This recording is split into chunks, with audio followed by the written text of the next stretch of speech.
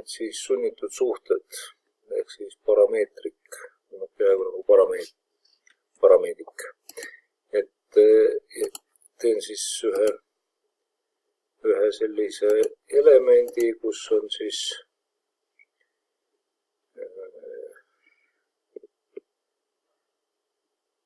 võtame tagasi, teeme siis lähme argi peale, teeme nurgad juba ümmarguseks, et kus on siis 3 ava, mis siis omavahel peaks olema mingisuguses seoses.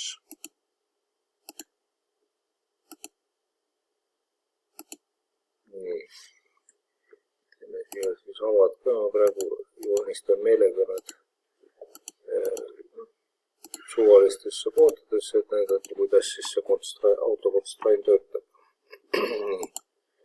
Et esimese asjana siis, kui seda asja nüüd muuta, et jääksid need seosed paika, et need jooned liituvad sujuvalt nende kaartega. No praegu nad momendil niimoodi ongi, aga nad ei pruugi niimoodi olla. Et nad niimoodi jääks siis. Kui muutub paika, kui muutub. Et see jääks kindlasti siis korrektseks. Siis järgmine asi, ma panen siis need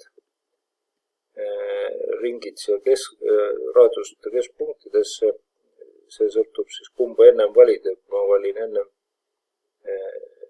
selle ja siis selle, siis ta paneb selle siia keskele.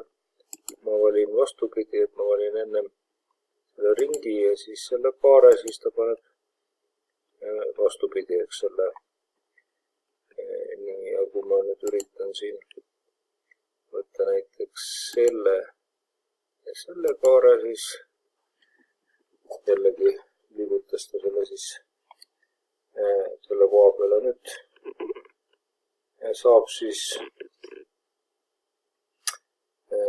paika panna ka nende aukude läbimõõdud, et need oleksid korrektsed. See vist 50 oli vist liigu ei olnud, et see võib olla.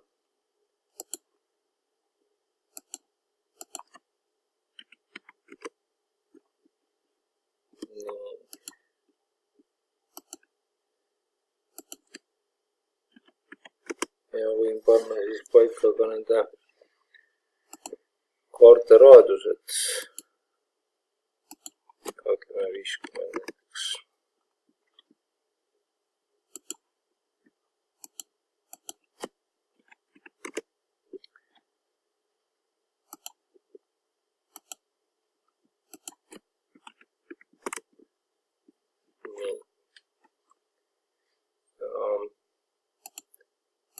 Kui ma mingit ringi siin liigutan,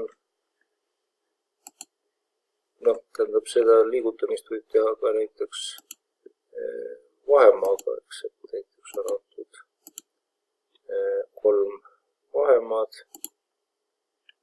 Siia oli vaja veel mingi number kirjutada. Kirjutame siis sinna mingi 500. Nii.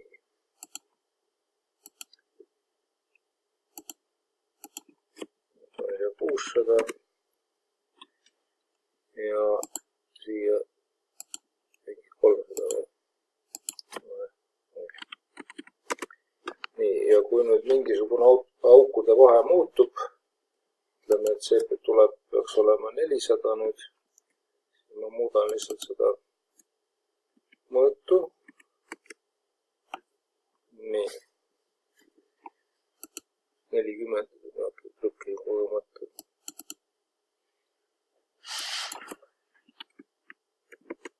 Nii, siis kui ma panen siia 300 näiteks,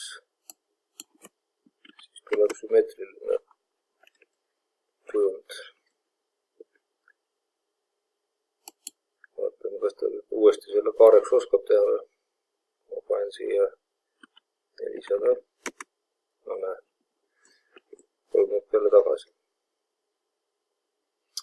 Et põhimõtteliselt lihtsalt vajaliku mõõdu muudan ära ja tulebki korrektne kujund jälle, ilma et ma peaks seda uuesti hakkama joonestama, siis noh, ma võin muidugi siia veel lisada sellise asja näiteks, et see joon peab olema maapinnaga paralleelne, ükskõik mis juhtuks. Et siis ta ei hakka siin hüplema ringi, vaid hoiab selle joone paigas.